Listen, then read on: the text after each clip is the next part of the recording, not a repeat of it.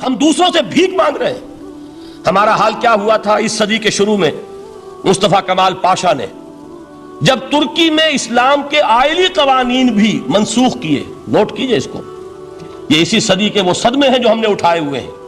اور گاہے گاہے باز خواہی قصہ پاری نہ رہا، تازہ خواہی داشتن گر داغ ہائے سی نہ رہا۔ اس صدی میں کیا نہیں ہوا؟ عربوں کی ریوولٹ ترکوں کے خلاف، ان کے پیٹھ میں جو خنجر گھونپا، اور ایک انگریز، ایک کرنل لارنس کی وہ ساری شرارت، اس کے نتیجے میں ایک عظیم مملکت عثمانیہ، سلطنت عثمانیہ، دی گریٹ آٹومان امپائر، اس کے چیتڑے اڑ گئے۔ اور اس کے بعد وعدے کیے تھے عربوں سے کہ ہم تمہیں حکومت دیں گے۔ ہوا کیا کہ ان کے چھوٹے چھوٹے ٹکڑے کیے اور تقسیم کر لیے۔ مغربی سامراج کا دور شروع ہو گیا۔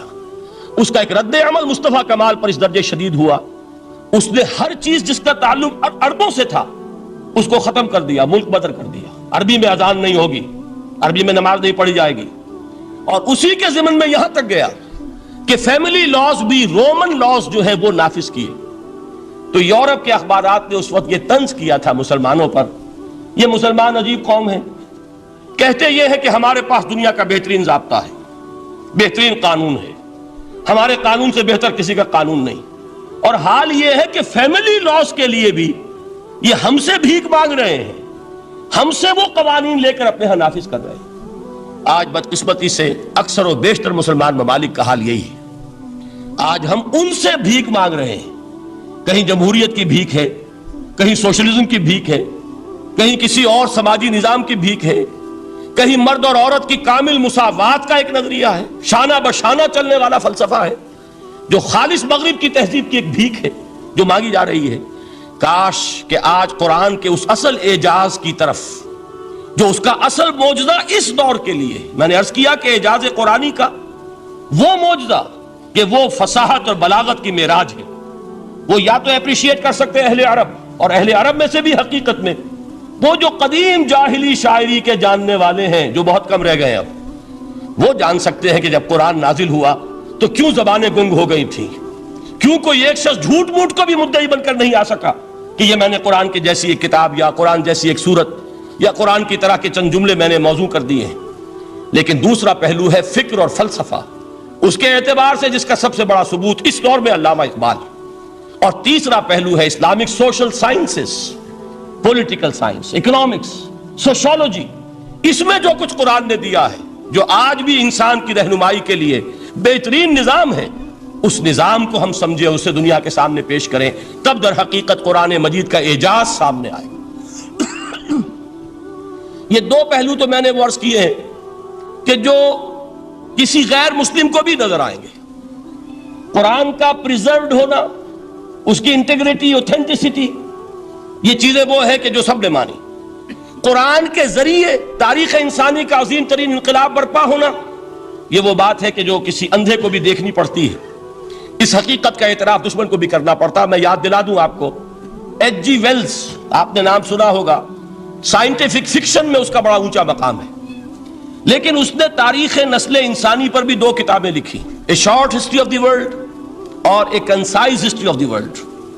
Concise history of the world میں وہ شخص حضور کے ذکر پر جب آتا ہے تو میں صرف ذکر کر رہا ہوں، نقل کفر نہ باشد، اس نے حضور کی شخصیت پر بڑے رقیق حملے کیے ہیں، بڑے گھٹیا حملے کیے ہیں۔ حضور کی خاص طور پر تعدد ازدواج کا جو معاملہ ہے، یہ کڑوی گولی ان کے حلق سے اتر نہیں سکتی، اس لیے کہ ان کا آئیڈیل ہے حضرت مسیح اور حضرت یحییٰ، جان دی بیپٹسٹ اینڈ جیسس آف نازارت۔ ان دونوں نے ایک شادی بھی نہیں کی، تجرد کی زندگی بسر کی، لہذا ایک شادی بھی ان کے نزدیک گھٹیا فعل ہے۔ تو حضور نے تو کی ہیں 11 شادیاں، 11 نکاح آپ کے ہیں۔ یہ جو کڑوی گولی ہے یہ ان کے حلق سے نیچے نہیں اترتی، اس لیے میں انہیں معذور سمجھتا ہوں۔ تو اس نے اس پہلو سے تو بڑے حملے کیے، لیکن خطبہ حجۃ الوداع کے وہ جملے جو ہے تاریخی، پورے کے پورے اس نے کوٹ کیے، لا فصل لعربی علی عجمی ولا لعجمی علی عربی ولا لأحمر علی اسود ولا لأسود علی احمر الا بالتقوی کلکم بنو آدم وآدم من تراب۔ کسی عرب کو کسی عجمی پر کوئی فضیلت نہیں، کسی عجمی کو کسی عرب پر کوئی فضیلت نہیں، کسی گورے کو کسی کالے پر کوئی فضیلت نہیں، کسی کالے کو کسی گورے پر کوئی فضیلت نہیں، سوائے تقوی کے۔ تم سب کے سب آدم کی اولاد ہو اور آدم مٹی سے بنائے گئے تھے. یہ الفاظ لکھ کر کہتا ہے کہ جہاں تک human fraternity, equality and freedom, تین الفاظ نوٹ کیجئے، انسانی حریت، انسانی مساوات، انسانی اخوت، کہتا ہے جہاں تک ان تین چیزوں کے واز ہیں، سرمنز کا تعلق ہے، وہ تو دنیا میں پہلے بھی بہت کہے گئے. عیسائی ہونے کے باوجود خاص طور پر نام لیتا ہے جیزس آف نزارت. سرمنز تو حضرت مسیح کے ہاں بھی بہت مل جائیں گے کہ تمام انسان برابر ہیں، سب کو بھائی بھائی ہونا چاہیے، سب انسان آزاد ہیں، تمیز بندہ و آقا فساد آدمیت ہے. لیکن وہ کہتا ہے کہ یہ ماننا پڑتا ہے تاریخ انسانی میں پہلی مرتبہ ان اصولوں پر ایک انسانی معاشرہ قائم کیا محمد نے صلی اللہ علیہ وسلم. یعنی حضور کے ساتھ یہ معاملہ ایمپٹی سلوگنز کا نہیں ہے، یہ صرف واز نہیں ہے، یہ صرف سرمنز نہیں ہیں، یہ ایمپٹی سلوگنز نہیں ہیں. He translated these things into actuality. ایک حقیقت، ایک واقعہ کی شکل دی ہے محمد نے صلی اللہ علیہ وسلم. وہ معاشرہ پیدا کیا جس میں انسانی اخوت، انسانی مساوات اور انسانی حریت، یہ تینوں اقدار بتمام و کمال موجود تھی. یہی وجہ ہے اس صدی میں نوٹ کیجئے گاندھی جی، موہن داس کرم چند گاندھی، جس کو آج پوری دنیا میں تسلیم کیا جاتا ہے، عالم عرب میں بھی مہاتما گاندھی کی بڑی عزت ہے. پنڈت نہرو کا کسی زمانے میں استقبال ہوا تھا ریاض میں، تو ہمیں بہت غصہ آیا تھا کہ مرحبا برسول السلام، welcome to the prophet of peace. یہ الفاظ تھے کہ جن سے پنڈت نہرو کا استقبال ہوا تھا.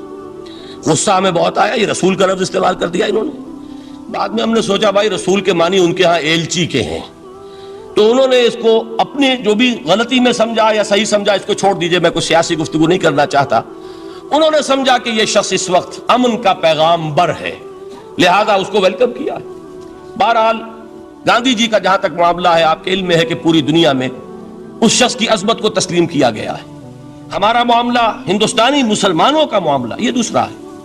وہ تو آپ کو معلوم ہے کہ جوتا جسے کاٹتا ہے اسے پتا چلتا ہے کہ یہ جوتی کاٹ رہی ہے، ورنہ دیکھنے والے کو پتا چلے گا بڑا خوبصورت جوتا ہے، بڑا عمدہ جوتا ہے، کوئی اس میں خرابی نہیں ہے.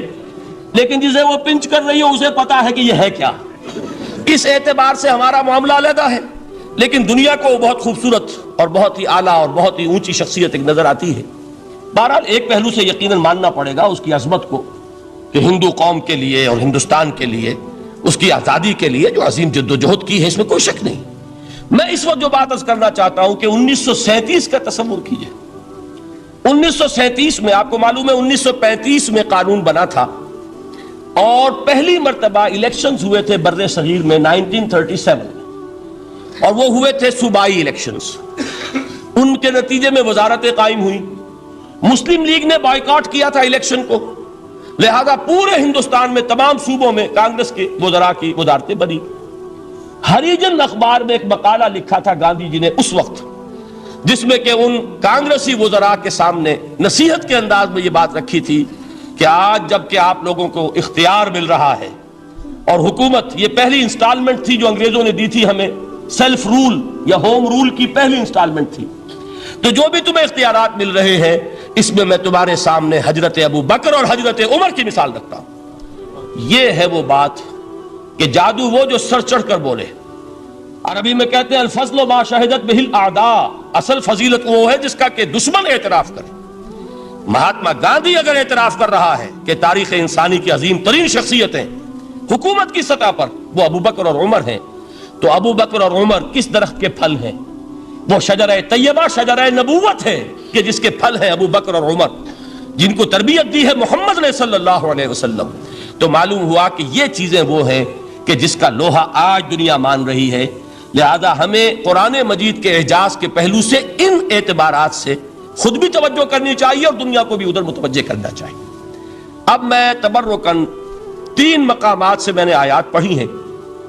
قرآن مجید کی عظمت کا وہ ادراک اور شعور جو ہمیں ہو سکتا ہے، ہم وہ کہ جو قرآن کو مانتے ہیں اللہ کا کلام، ہم اس بنیاد پر سمجھے کہ اللہ نے اپنے کلام کی کیا مدح کی ہے. اور نمبر 2 یہ فارسی کا ایک مصرع ہے کہ قدر گوہر شاہ داند یا بداند گوہری. ہیرے جواہرات کی قدر و قیمت یا بادشاہوں کو معلوم ہوتی ہے جو ان میں کھیلتے ہیں، اور یا یہ کہ جوہری کو جو ان کا کاروبار کرتا ہے، جانتا ہے، پہچان ہے، پرکھتا ہے.